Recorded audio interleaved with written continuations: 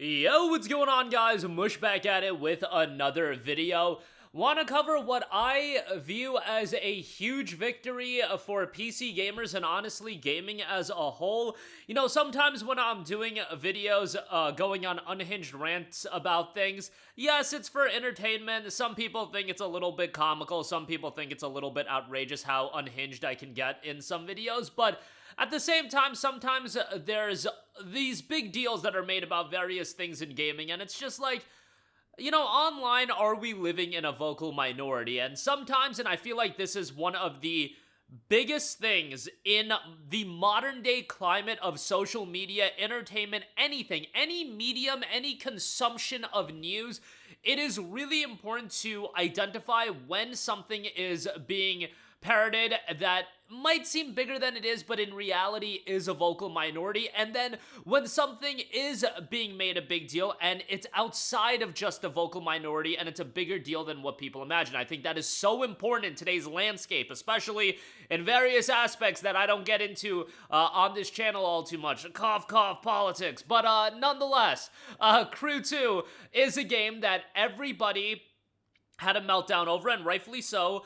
Really, it was with the Crew 1 when Ubisoft announced that that game was getting shut down, and then that game essentially became worthless. Thankfully, there was a team of people that came together and did their own offline version of the game. But Crew 2, Ubisoft had said that there was gonna be an offline component implemented for the game, and it is finally out. Yes, Crew 2, because, and I very much credit everybody that had a big pushback on this, stop killing games, etc., etc. So every time that people are like, oh, you know, you guys are having these meltdowns, you think they're actually gonna do anything? Look, if Ubisoft, who is probably one of the most anti-consumer publishers on God's green earth, if they are going to do something that is actually pro the consumer, then sometimes, you know, being vocal about things, having meltdowns over things, it can actually lead to a positive outcome. So I want to talk all about, I know I'm 2 minutes into the video, Crew 2's offline component. There is a big deal on the game as well, but the Crew 2's offline component is available now.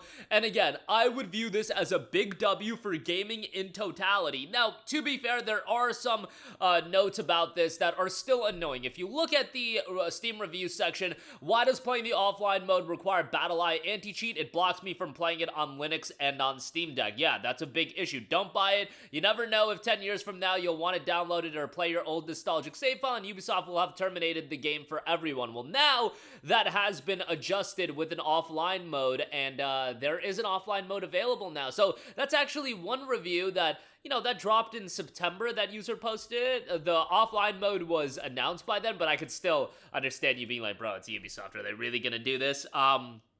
You know, again, I think this is just a massive, massive victory, and there are times where online-only games make sense, in the sense of competitive multiplayer games, but the Crew 2 should be an open-world game that is playable offline, especially when you're talking about Ubisoft and them monetizing games the way that they do. We are already giving away so much of our power as buying games and consumers of video games when you're talking about all of it being housed on digital servers, when you're talking about it all being games that Ubisoft and these publishers have so much power over you, more information, etc., etc. Give us a little bit of certainty that if you decide to pull the plug on the game, like you did with the Crew 1, and by the way, the Crew 1 is a game that there are people out there that paid an absolute premium for that game, to play that game when it came out at $60, or maybe they bought the deluxe edition at $80, $90, $100, $130 for some of these Ubisoft games that come out these days. I don't know how expensive the Crew 2 Gold Edition was when it initially came out, but I'd imagine it was $90 to $100, and you're talking about having the power to just pull the plug on a game like that, a game that, by the way, you have microtransactions available. Just Ubisoft games in general have microtransactions available. It's like, come on. And again, you spend so much money on these games. Well, now, with the Crew 2, you don't have to spend so much money because the base game is 90% off for $2.99, the special edition is 90% off for $3.99, and the gold edition is 90% off for $4.99. I know some people are out there, and they're gonna be of the vantage point, hey, it's a Ubisoft game. Ubisoft, I'm not giving my money to them. As anti-consumer as Ubisoft is, I do concede the fact that they do have some good games. That's why often you'll hear me on this channel talk about,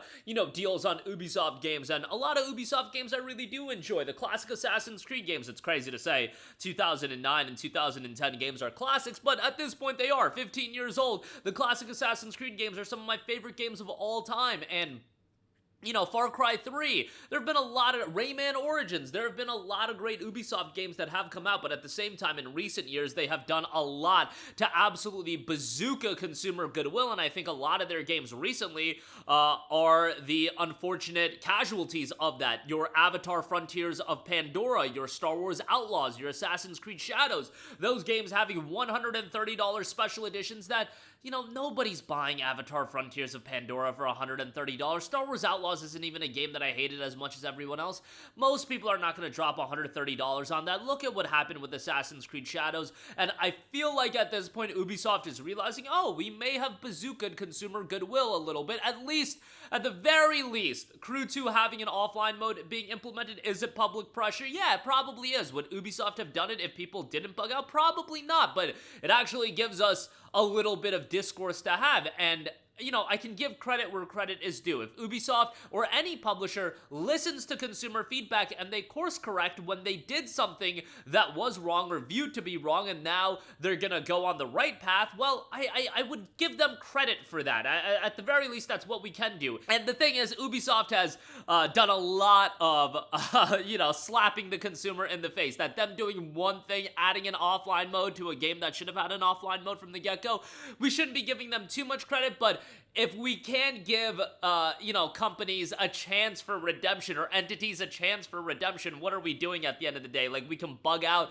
all we want about, oh, this game doesn't have an offline mode. When they do actually offer you something, I can take the W. Hell, there's a lot more Ubisoft has to do. I don't want you to get this lost on you guys. There's a lot more Ubisoft has to do, and the Crew is a drop in the bucket. It is ultimately a drop, a minuscule, a sliver of what Ubisoft needs to do, adding an offline mode component to Crew 2, but I do still think it's a big W in the vacuum of game preservation and making sure that these games are playable. The games that you spend your hard-earned money on, that those games are going to be playable for as long as you want. And I think, you know, just recently Amazon Game Services, or Web Services, excuse me, shutting down, going down, and games like Elden Ring and Elden Ring Night Rain and Payday 2 losing their network connectivity, and all of these platforms losing their network connectivity, I think it brings it to the forefront once again as far as, you know, being able to play these games offline. It is a big deal. I know less so to a lot of people on PC because, you know, you're generally just always connected, you're on your computer, but I would also say that the PC community are the most vocal about issues like this, and I would say the audience on PC that do care about issues like this are going to be more vocal than anybody and really cause a stir, which I do appreciate. But that's going to do it for me. Again, I view this as a huge W for PC gaming, for gaming as a whole, and hopefully a step in the right direction for one Ubisoft. Will it be in the long term? Who knows? Like, that's a little bit unpredictable, but one could hope. That's going to do it for me. Let me know all of your thoughts in the comment section down below. As always, guys, thanks for watching, and I will catch you guys in the next one. Peace out.